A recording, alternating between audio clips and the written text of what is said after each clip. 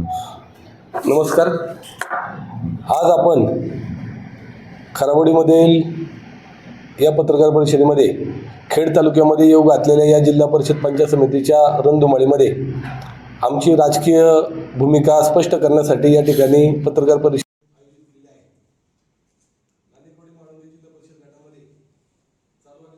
या रणधुमाळीमध्ये प्रथमतः मी आपल्या जिल्ह्याचे पालकमंत्री आदरणीय अजितदादा पवार यांचं अपघाती असं निधन झालं. आपल्या सर्वांच्या वतीने त्यांच्या आत्म्याला चिरशांती लाभो अशी श्रद्धांजली वाहतो.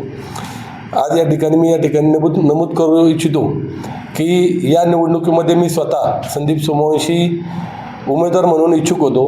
गेली अनेक वर्ष 14-15 वर्ष ह्या भागामध्ये असेल, जे तालुक्यामध्ये असेल, मी राजकीय पटलावर सामाजिक काम करत आहे. माझी पत्नी क्रांती सोमवंशी ही पण उपसभापती आहे. आमच्या गावातील सर्व राजकीय सामाजिक वातावरणामध्ये आमचं कुटुंब सक्रिय सहभाग करत असताना या ठिकाणी गेले बरेच महिने या ठिकाणी मी पण उमेदवार म्हणून इच्छुक होतो आणि चांगल्या अशा प्रकारचं काम केलं. या ठिकाणी काही गोष्टी गावातल्या चर्चेमध्ये जेव्हा मंदिरामध्ये झाल्या, त्यामध्ये गावामध्ये एक उमेदवार असावा असं गावातल्या सर्वांची भावना होती. या माध्यमातून मी उमेदवारी असताना पण त्यामध्ये काही राजकीय परिस्थिती तयार झाली, त्याच्यामुळं मी माघार घेतली. परंतु माघारीनंतर 27 तारखेच्या नंतर आज तागायत गावातील जे उमेदवार आहे, मी या ठिकाणी नाव घेऊ इच्छित नाही, यांनी कुठल्याही प्रकारचं गावातील एक उमेदवार या ठिकाणी नसताना त्याची गरज आहे का किंवा त्याची राजकीय भूमिका आमच्यासाठी गरजेची नाही, आम्हाला आमच्या पद्धतीने राजकारण करू शकतो किंवा पैशाच्या जीवावर जी त्यांनी राजकीय वातावरण निर्मिती या ठिकाणी या गटामध्ये केलेली आहे, कुठल्याही प्रकारचं सामाजिक काम नाही आणि मुळामध्ये त्यांची विश्वासार्हता शून्य आहे. आजपर्यंत त्यांनी वेगवेगळे पक्ष बदलले. या ठिकाणी पहिल्यांदा ते काँग्रेसमध्ये होते, काँग्रेसमधून शिवसेनेमधून राष्ट्रवादीमध्ये, मधल्या काळामध्ये परत थोडे काळ भाजपमध्ये पण होते आणि नंतर आता पुन्हा उद्धव बाळासाहेब ठाकरेंच्या शिवसेनेमध्ये त्यांनी प्रवेश केलेला आहे. त्या खोलामध्ये मी जात नाही, उमेदवारी कशी मिळाली, काय मिळाली याच्यामध्ये मला बोलायचं नाही आहे. परंतु राजकीय विश्वासार्हता, सामाजिक विश्वासार्हता शून्य आहे. त्यांच्या सगळ्या डीपमध्ये ते कसे वागतात, काय वागतात सर्व परिचित आहे. अशा व्यक्तींच्या मागे राहण्यापेक्षा या ठिकाणी गणेश भाऊ बोत्रे हा एक तरुण सहकारी आहे, आमचा तो नातेवाईक पण आहे. शिवाय त्यांच्या विरोधी जरी आम्ही तयारी करत असलो तरी एक त्या खेळीमेळीच्या पद्धतीने आम्ही तयारी केली. आज तो 8-10 वर्ष आलं या ठिकाणी राजकारणामध्ये काम करतोय, समाजामध्ये पण काम करतोय.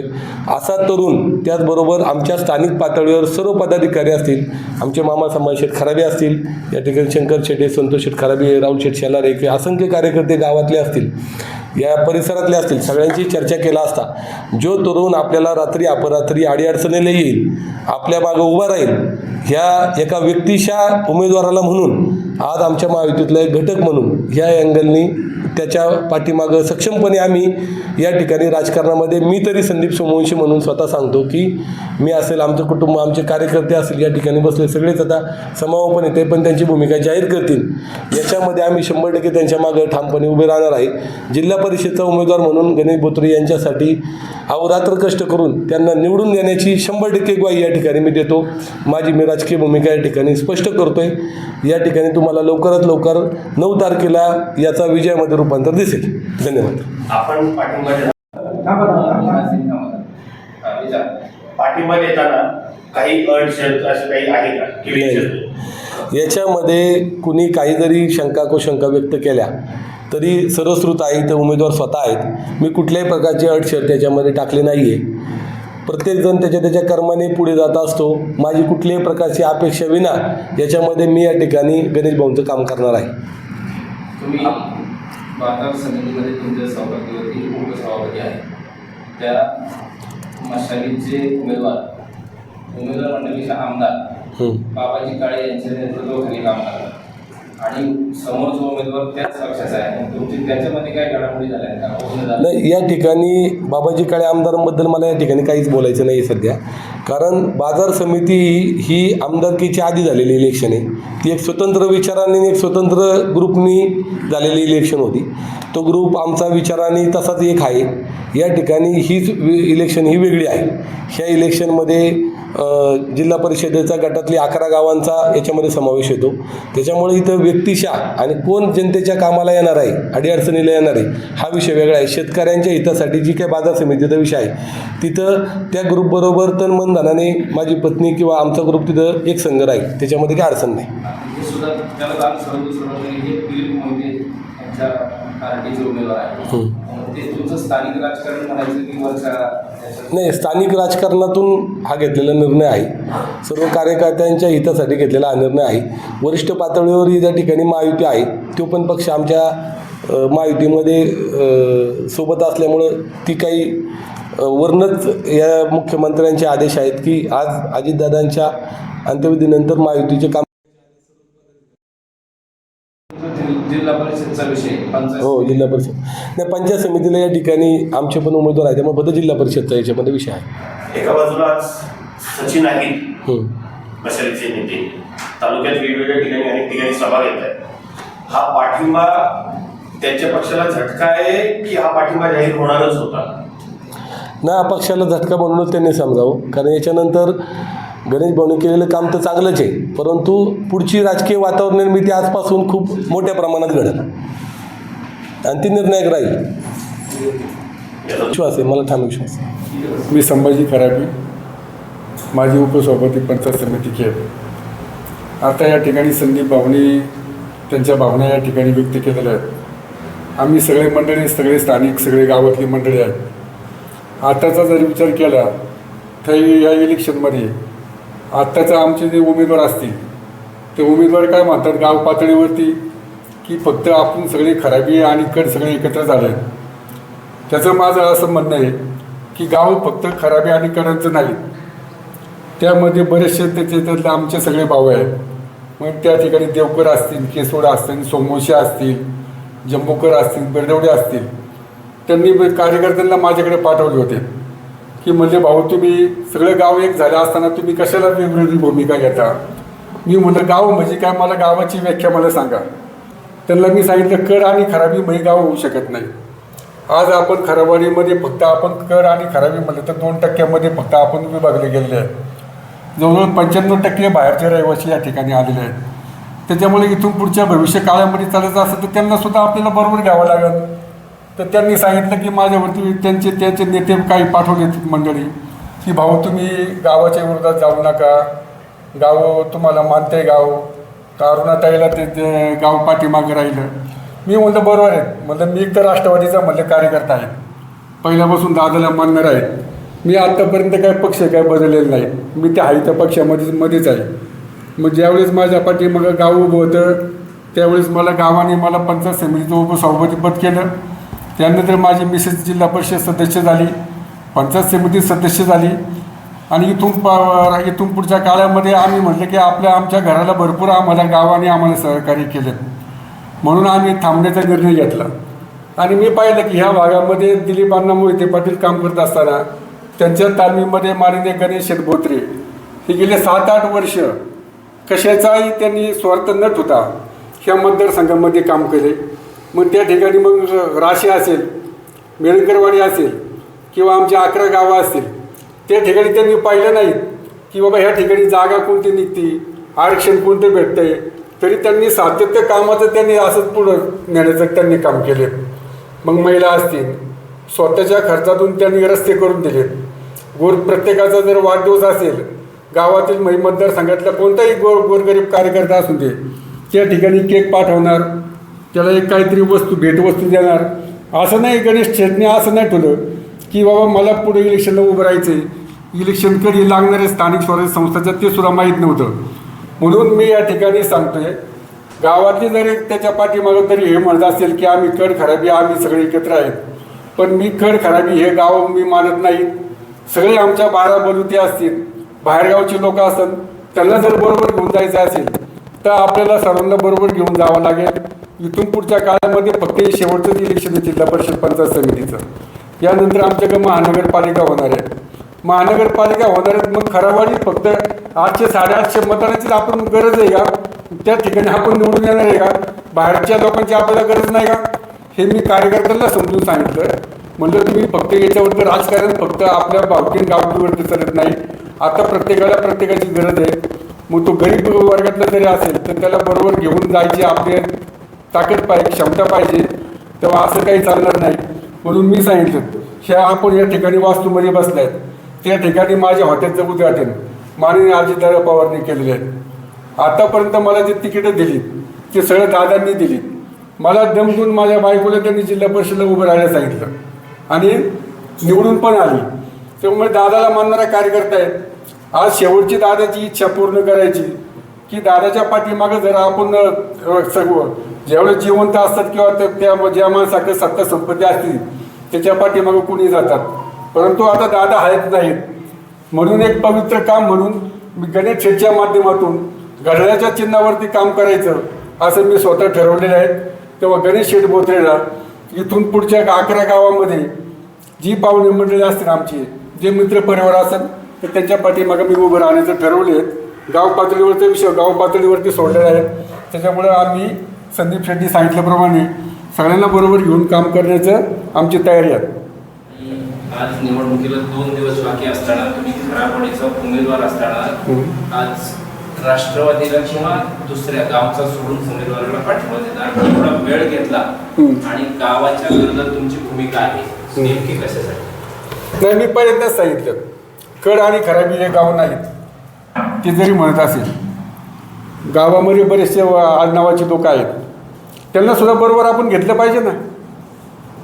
मी गावातलं एक वेगळं त्यांनी ट्रेड तयार करायचं की काही काही गावातले जे व्यक्ती आहेत जे आत्ता पदावरती आहेत ती त्यांचं काय आलेलं की मी जे सांगेन तोच आज ग्रामपंचायतला हे उमेदवार असेल किंवा तोच मी सांगेल त्यानेच उभं राहायचं, असं गावामध्ये चालत नाही. हो, दिवसेंदिवस कसं असतं प्रत्येक राजकारणाची सिच्युएशन बदलत असतात, त्यानुसार वातावरण आपण तयार करायचं असं पुढे जायचं असतं. असं लोकांना काही पण सांगून पुढे जाता येत नसतं लोकांना. आणि हे होतं हे शेवटच्या टप्प्यात का असावं म्हणायचं? नाही, गावाची बैठक नव्हती झाली. नाही, गावाची बैठक तर ज्यावेळेस संदीप शेठ सोमवंशांनी सांगितलं की गावाची बैठक घ्या, गावाची बैठक ह्या मंडळीने घेतलीच नाही. यांनी सांगितलं तर गावाची बैठक मंत्र्यांमध्ये बोलवा. एक मुखी जो माझं ते सुद्धा इच्छुक होते संदीप शेठ आणि जीवन खराबी इच्छुक होता. त्यांनी अगोदरच भूमिका मांडली होती पक्षाचं तिकीट ज्याला भेटन तो गावातून उमेदवार त्यांनी तिकीटला इलेक्शनला राहायचं. त्या पद्धतीने संदीप शेठला तिकीट भेटत होते BJPचं, पण यांचं ठरलं होतं की बाबा मित्र पक्षांनी बाबा एकच उमेदवार द्यायचं म्हणून त्या ठिकाणी पुढच्या उमेदवाराला तिकीट भेटलं. त्या उमेदवाराची पार्श्वभूमी आपल्याला सर्वांना माहिती आहे की 5 वर्ष झाले. 5 वर्ष जो विद्यमान आमदार असेल त्या विद्यमान आमदाराच्या गटामध्ये घुसायचं. मग इथून पाठी मग आमचा सुरेश भाऊ असेल, माझे मित्र स्वर्गीय सुरेश भाऊ गोरे असेल त्यांच्या पक्षामध्ये गेलेत, शिवसेनेला सोडलं, सुरेश भाऊच्या आमदारकीच्या त्यांच्या याच्यात गेले.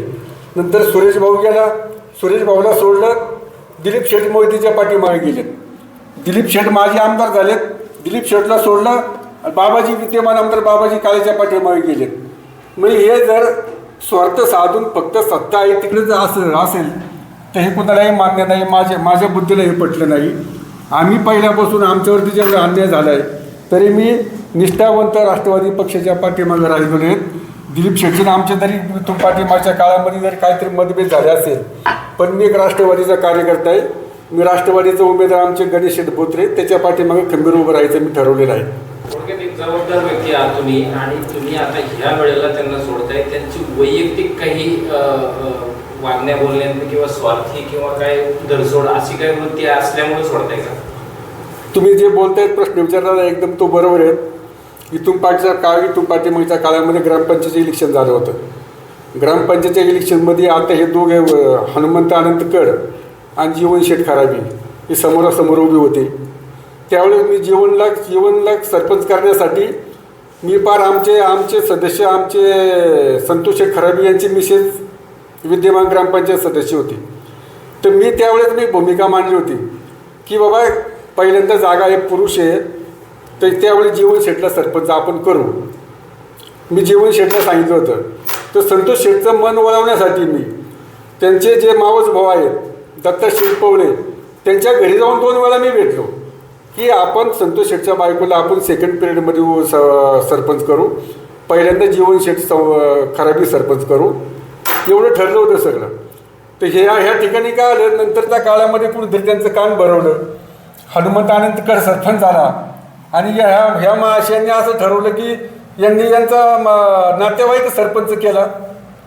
म्हणजे आम्ही त्यांना सरपंच करण्यासाठी दुसऱ्यांच्या घरी जाऊन की बाबा नाही जीवन खराबी सरपंच, म्हणजे हलक्या कानाची माणसं राजकारणामध्ये टिकत नाही. हलक्या कानाचं काहीतरी बोलून दुसऱ्यावरती शहानिशा करायला पाहिजे होते ना की बाबा संभाषण तुम्ही असंच काय बोललं का. राजकारणामध्ये कसं असतं, माणूस एखादं बोलला तर सिच्युएशननी त्या कंडिशनमध्ये कसं बोललं ते पण आपण तारतम्य पाहिलं पाहिजे. पण त्या मंडळींनी काही पाहिलं नाही. तिथून पुढच्या काळामध्ये त्यांनी 2-2.5 वर्ष माझ्याबरोबर आपोला धरला. माझ्याबरोबर नाही, आमच्या सगळ्या फॅमिलीबरोबर सगळे कार्यक्रम टाळलेत. आमच्या आईच्या दशकऱ्यावी दिला, घरच्या 10 दिवस कसल्याही कार्यक्रमामध्ये आलं नाही. आता तुम्ही सांगा, राजकारण आपण करतो, आपल्याला पुढं राजकारणाचं आपल्याला पुढं करायचं आहे. तर हे असं धरल्यामुळं मी माझ्या मनामध्ये एक निर्णय तयार केला, ह्या माणसाची कुवत गाव पातळीवरती असेल तर हा जिल्ह्या लेवलला हा माणूस काम करण्याच्या लायकीचा नाही, त्याच्या पाठीमागं आपण उभं राहण्याचं काही हे नाही. त्याच्यामुळे मी ठरवलं की ह्या माणसाला आपण एकदा चान्स दिला होता, पण यांनी त्यामध्ये अवगुण दाखवलं आणि स्वतःच्या पायावर त्यांनी धोंडा पाडून घेतला. तर आपण ह्या माणसावरती बरोबर उभं राहणं हे चुकीचं आहे. म्हणून मी ठरवलं. उमेदवार आणि हनुमानगडचे बाजार समितीचे संचालक आहेत, हां, त्यांचं दोघांचं साठलोट आहे. 2 पक्षातली 2 माणसे, हो, म्हणजे दोघांचं साठलोट आहे आणि त्याचा तुम्हाला राग आहे. नाही साठे तोटे नाहीत. ती जरी वेळ झाली असेल तर त्याच्याशी आम्हाला घेणे नाही. पण माझं त्याच्यामध्ये असं आहे की आजच्या कलियुगाच्या याच्यामध्ये प्रत्येकजण स्वार्थासाठी पक्ष बदलतो. मग त्याला लोकांचं काय घेणं नाही. लोकांचं निष्ठा तत्व हे सगळे त्यांनी सगळे पायाशी सगळे गुंडलेले आहेत सगळे. पार आपण राज्याच्या राजकारणामध्ये पाहिलं, जिल्ह्याच्या राजकारणात पाहिलं, गाव पातळीवरती पाहिलं तर हे जास्त दिवस टिकणारं नाही आहेत. कलियुगाचा जरी प्रभाव जरी वाढत चालला असेल तरी प्रत्येकाने गाव पातळीवरती आपला माणूस, त्या आपल्या गावातला जरी माणूस असेल तर त्याला सहकार्य केलं पाहिजे. पण ती माणसंसुद्धा त्या लेवलची पाहिजे ना, त्या लेवलची माणसं. अवचारी माणसं चालत नाही राजकारणामध्ये. खराबरी वाडीकरांचा निर्णय ठरलाय आता गणेश शेठ बोत्रेंना मदत करायची. बरोबर आहे. आम्ही गणेश शेठ बोत्रे यांच्या पाठीमागे ठामपणे उभे आहेत. त्या मी अगोदर तुम्ही सांगितलं, गणेश शेठनी कसलाही स्वार्थ पाहिलेला नाही, पक्षाचं काम करता आलं आहे. आणि मी पक्षाचा, राष्ट्रवादी पक्षाचा जिल्ह्याचा उपाध्यक्ष आहे. दादांनी मला जिल्ह्याचा उपाध्यक्ष केला आहे. तेव्हा आमच्या घरच्यांची जरी काही भूमिका असेल तर पक्ष म्हणून मी आमच्या गावातील जेवढे असेल, संदीप शेठ आता सांगितलं की वरच्या पातळीवरती त्यांचं ठरलेलं आहे पक्षाचं, त्याच्यामुळे त्यांच्या त्या पक्षाच्या आदेशाप्रमाणे ते वागतात. मी जे राष्ट्रवादी पक्षाचा एक पदाधिकारी आहे त्या ठिकाणी गणेश शेठचं मी काम करणार आहे. बिनशर्त पाठिंबा. तुम्ही आत्ताच म्हणले की जीवन खराबी तुमच्या कार्यक्रमाला नाही आले, तुमचं कुटुंब एक संघ गणेश शेठ यांचं काम करणार नाही. कसं असतं की तुम्हाला माहिती आहे, घरचे नातं एक ठिकाणी असतं.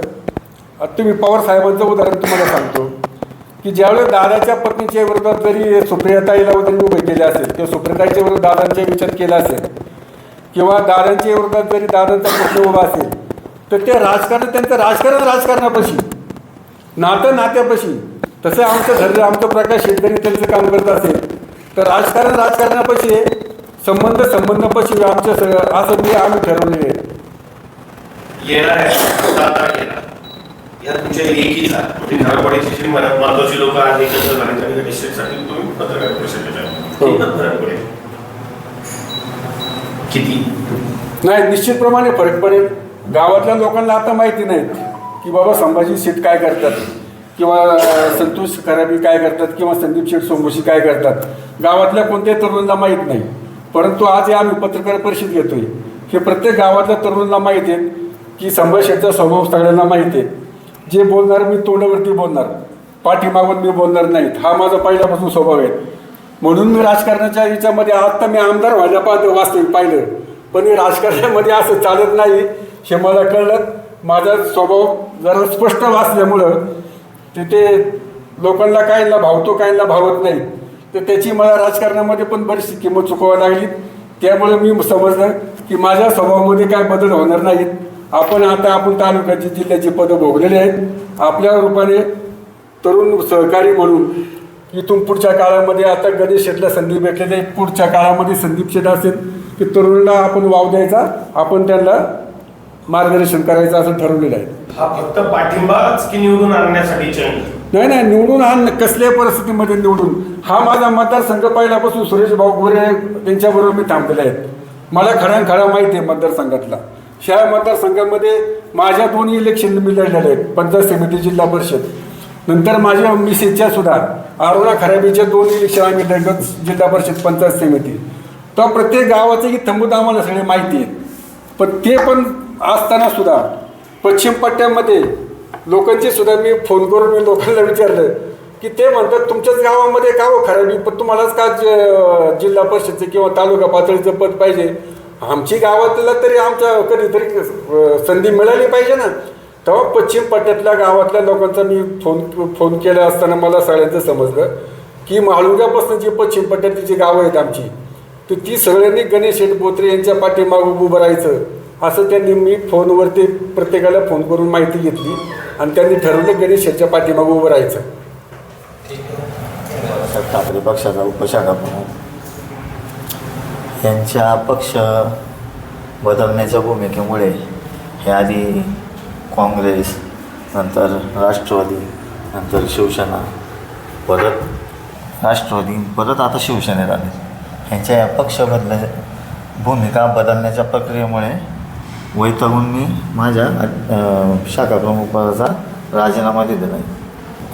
यांची भूमिका फक्त स्वार्थी भूमिका आहे.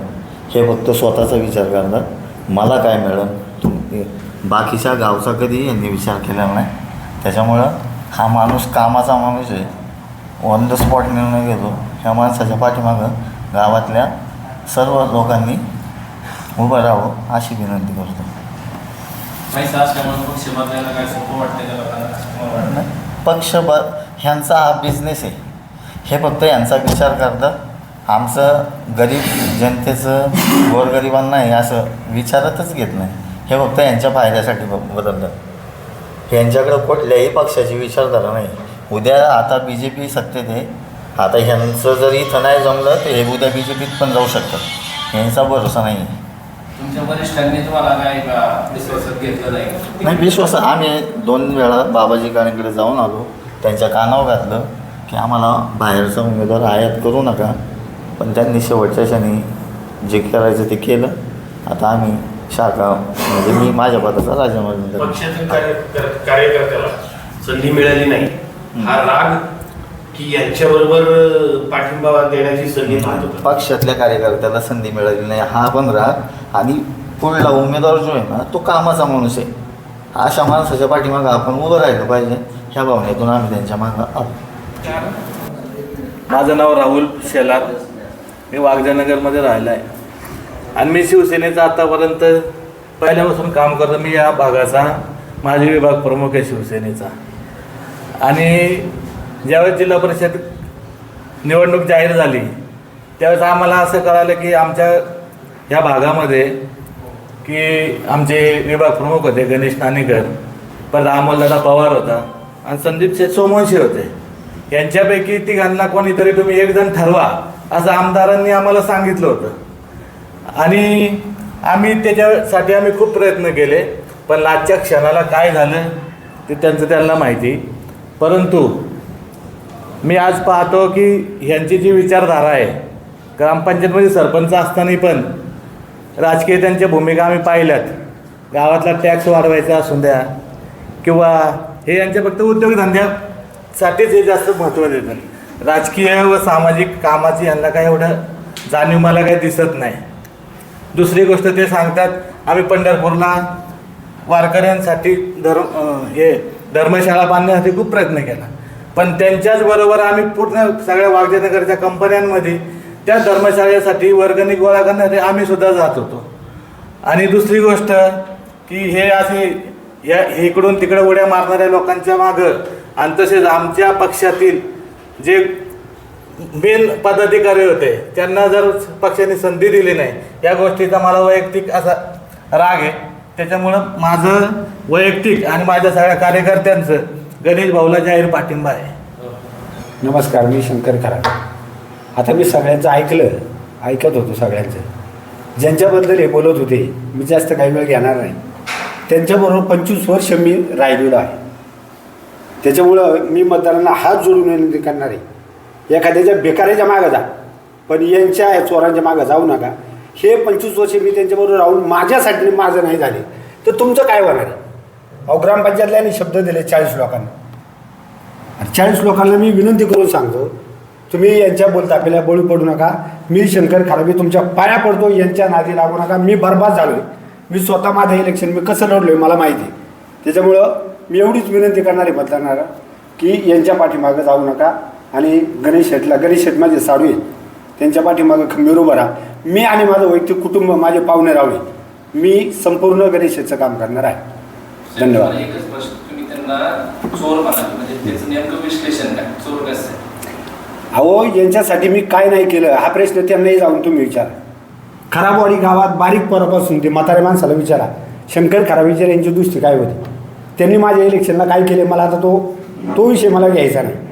त्यामुळं चोर नाही, माझ्याकडे शब्द बरेच आहेत, पण मी आता माफ करा, मी तुम्हाला त्याचं उत्तर देऊ शकत नाही. एखादं उदाहरण सांगा. तुम्ही तेच म्हणणार होतो, तुमच्या परवानगीचं तुम्हाला ज्याची खंत आहे त्याचं एखादं उदाहरण तरी सांगायचं.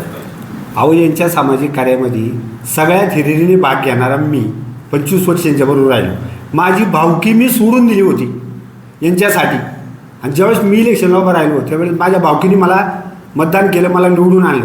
त्यावेळेस माझी गंमत पाहत होती, तुला कोण विचारतं, तुझ्या पाठीमागं काय मतदान आहे. त्यांना मी दाखवून दिलं काय आहे ते. आणि आता 9 तारखेला दाखवून देणार आहे मी तेवढं पुढं नाचून. त्याच्यामुळे मी जास्त आता बोलू शकत नाही. माफ करा. धन्यवाद. तुम्ही ग्रामपंचायतीमध्ये सदस्य होते, माझी मिसेस सदस्य होती. 25 वर्ष काय केलं? तुमच्या ग्रामपंचायतीच्या काळामध्ये समोरच्या उमेदवारांनी काहीतरी गायरानात घर बांधलं होतं आणि ते आता काहीतरी दाखवलं नाही तुमच्या निवडणुकीत.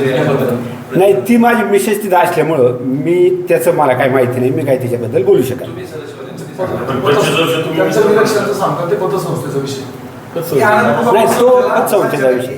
मी आनंद कृपाचा संचालक. संतोष विश्वनाथ खराबी, आमचा सर्व ग्रुप आणि आमचे संभाजी शेठ असतील, संदीप शेठ असतील, आमच्या पूर्ण ग्रुपचा गणेश शेठ बोत्रे यांना पाठिंबा राहील आणि आम्ही खंबीरपणे त्यांचं काम करणार आहोत. तुमच्या मिसेस ग्रामपंचायत सदस्य होत्या, सरपंच होते माझी मिसेस नेपाली खराबे. हो, तुमच्या खराबवाडीच्या म्हणजे हद्दीमध्ये गायरानात घर बांधून त्याची नोंद काहीतरी वडिलांच्या नावावर होती आणि ते नंतर काहीतरी दाखवलं नाही इलेक्शनच्या शपथपत्रात. हो, त्याबद्दल काय पाहिजे? नाही, होतं ना त्यांच्या वडिलांचं घर. जे उमेदवार आहेत ना मशालचे जीवन खराबी, त्यांच्या वडिलांचं घर होतं ते. त्यांनी ग्रामपंचायतीला वर्ग केला असं सांगितलं, कसं काय आहे? ती प्रोसिजर काय मला एवढी माहीत नाही, पण केले असं समजलंय मला, वर्ग केले असं. पण आहे त्यांचं घर गायरानामध्ये. तुम्हाला माहिती असेल अजून काही लपवले? आता काय तसं नाही मला काय माहिती म्हणजे. आज भलेही तुम्ही गणेश शेठला पाठिंबा दिला, मात्र ज्यांना विरोध करताय त्यांची तब्बल कागदोपत्री 150 कोटीच्या दरम्यान प्रॉपर्टी आहे. ती प्रॉपर्टी जमवण्याची काही याच्या आधी चुकीचे व्यवसाय होते की नाही, ती पूर्वापार चालत आलेली? नाही, तर ते मी कसं सांगू शकणार सर, चुकीचे असतील किंवा काय नाही, तसं नाही सांगू शकणार ना आपण. आता त्यांनी ते हे केलंय ना, ITRला दाखवलं, त्यामुळे आपण कसं काय बोलणार त्याविषयी. झालंय सगळ्यांचं. तुमचं सांगा. मुदुगर विष्णू सातव आणि तुमचं गाव आणि भाग इथलेच आहे का? खरावाडी. बरं, तुम्ही आता नाणेकरवाडी गट. हां, गणेश शेठला पाठिंबा देते त्याची कारणं सांगा. चांगला कार्यकर्ता आहे तो. तुमच्या गावात कोणाची ओटा ठेवू नाही. तुमच्या गावातला उमेदवार आहे, गावातला जरी असला तरी तो पाहुणा पण आहे ना आमचा. पाहुणा म्हणून का चांगला उमेदवार नाही म्हणून इकडे पाठिंबा आहे? हा चांगला पण उमेदवार आहे, पाहुणा पण आहे ना. पलीकडचा उमेदवार वाईट आहे. पलीकडचा कोणता? जो दुसरा उमेदवार आहे तुमच्या गावातला, चांगलं त्याचं नाव काय? तुम्हाला माहिती आहे आज सोडलं का तुम्ही सांगू त्यांच्या विरोधात तुम्ही गणेश शेठला पाठिंबा दिलाय त्या उमेदवाराबद्दल आम्ही विचारतोय. हां तुम्हाला राग काय? राग कशाचा आहे? फक्त उमेदवार चांगला आहे एवढंच फक्त. त्या उमेदवाराबद्दल तुम्हाला निम्म्या रात्रीचा हातमारीचा उभा राहायला जागा आहे याची. पण तुमच्या गावाला उमेदवार म्हणजे जवळ आहे ना तुम्हाला. जरी असला तरी आम्हाला नाही द्यायचं. काहीतरी कारण असेल ना. असेल आमचं काय वैयक्तिक असेल कारण. आम्हाला ते जाणून घ्यायचं होतं. पत्रकार म्हणून आम्हाला ते जाणून घ्यायचंय आणि बातम्यांवरून ते दाखवायचं. सगळ्यांनी करून सांगितलं. तुम्हाला काय वाटतं की त्यांना काय करायची बदल? तो पण चांगला आहे पण काय झालं माझ्या शेतामध्ये त्यांनी 7 गुंठे दाबली. अतिक्रमण केलं. ती कानपिळ्याला त्यांनी विकली आणि ती 3 वर्ष मी बांधतोय. आता माझा तहसीलदारांकडे निर्णय झाला आहे माझ्यासारखा. आता प्रांताकडे माझ्यासारखा निर्णय होईल. मग मला 3 वर्ष यांनी का त्रास दिला? माझी 7 गुंठे का दाबली यांनी? का अतिक्रमण केलं? म्हणजे असं त्याच्या खोडी आहे जरा. तुमच्याबरोबर असं अजून काही लोकांचं आहे का? अजून काय? आणखी काही लोकांचं असं आहे का? नाही असं गावाच्या लोकांचं असं अजून आहे. असं तुम्हाला माहिती असलेलं काही? आता तुमचं 140 कोटीचा आता आहे ना अजितकडे ना अजितकडची पण जागा दाबली. अजित केसवडची. अजित केसवड त्याची पण जागा दाबलेली. पण काय 2-4 गुंठ्याकरता कोणी भांडत नाही जाऊ द्या. अशी बरेच जणांची दाबली. न्यूजात दाबली आहे. त्यांची फार मोठी प्रॉपर्टी आहे. त्याचा आकडा खूप मोठा आहे. पण ही प्रॉपर्टी अशीच असावी का असं तुम्हाला वाटतं? अहो अशीच आहे ती. प्रत्येकाची दाबादाबीच केली. अतिक्रमणच केलं त्यांनी. तुम्ही त्यांना मदत नाही करणार? एका रात्रीत मोठा व्हायला एवढं काय करायचं? आम्हाला तुम पडले का? समस्त खरवडेकरांना आमची पिढी गेली. हां 5 वर्षात एवढा मोठा होतो कशाने होतो? अचानक पैसा कुठून आला? त्याला पण काय कारण असतात ना. नमस्कार, रामकृष्ण हरी. मी राष्ट्रवादी काँग्रेस पार्टीचा माळुंगे नाणेकरवाडी जिल्हा परिषद गटाचा अधिकृत उमेदवार. खरं तर आज मी आदरणीय आमचे मार्गदर्शक संभाजीराजे खराबे असतील, खऱ्या अर्थाने ह्या गटामध्ये माझ्याबरोबरचे जिल्हा परिषदेसाठी इच्छुक होते आदरणीय आमचे बंधू संदीप भाऊ सोमवंशी असतील, त्याचबरोबर आमचे जवळचे स्नेही सातोभाऊने असतील, आमचे साडू आदरणीय शंकर शेठ खराबे असतील किंवा सर्वच मान्यवर. आता मी सर्वांची नावं घेत नाही. सर्व माझ्या मार्गदर्शकांनी मला विनाशर्त पाठिंबा दिला. मी सर्वांचा अंतःकरणापासून या ठिकाणी खरं तर हात जोडून या ठिकाणी कळकळीने आभार मानतो. एका चांगल्या विचाराबरोबर सर्वांनी राहण्याची भूमिका या ठिकाणी घेतली. त्याबद्दल खऱ्या अर्थानं मी आयुष्यभर जे काही कष्ट घेतले, सामाजिक क्षेत्रामध्ये काम केलं, त्याचं चीज झाल्यासारखं माझ्यासारख्या कार्यकर्त्याला या ठिकाणी वाटतं. निश्चित आमचे नेते आदरणीय अजितदादा पवार यांचं 28 तारखेला दुःखद निधन झालं. मग अशी सभापती साहेबांनी या ठिकाणी सांगितलं. दादांना भावपूर्ण श्रद्धांजली व्हायची म्हणून खऱ्या अर्थानं त्यांनी राष्ट्रवादी काँग्रेस पार्टीवर जे काय आत्तापर्यंत प्रामाणिक राहिले त्या भूमिकेतनं त्यांनी आज अतिशय मोठा निर्णय घेतला. या निर्णयाचं माझ्यासारखा कार्यकर्ता त्या ठिकाणी निश्चित स्वागत करेल. मी सर्वांचं आयुष्यभर ऋणी राहील एवढंच या निमित्ताने सांगतो.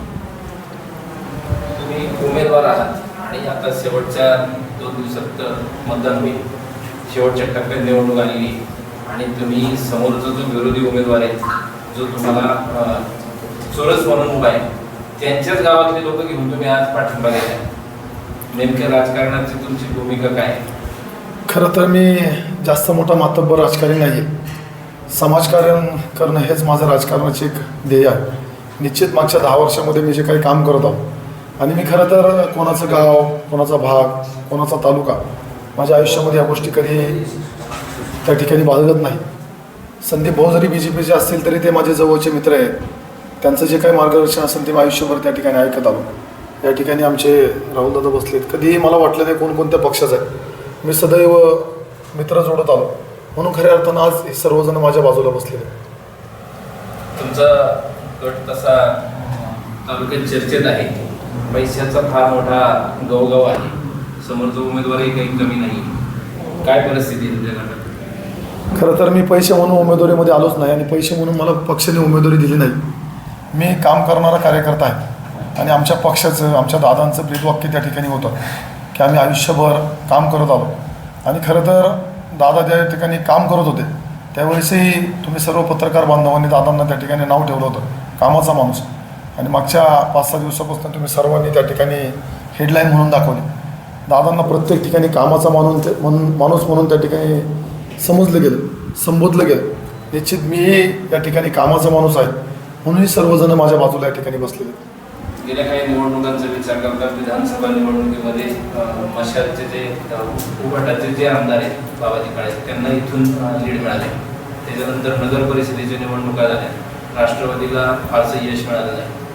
बाजार समितीची एक निवडणूक त्याच काळात झाली, तिथेही राष्ट्रवादीला यश मिळालं नाही. तुमचं आता ह्या इलेक्शनमध्ये राष्ट्रवादीची उमेदवारी तुम्हाला आहे, काय तुम्हाला वाटतं की तुम्हाला यश मिळेल?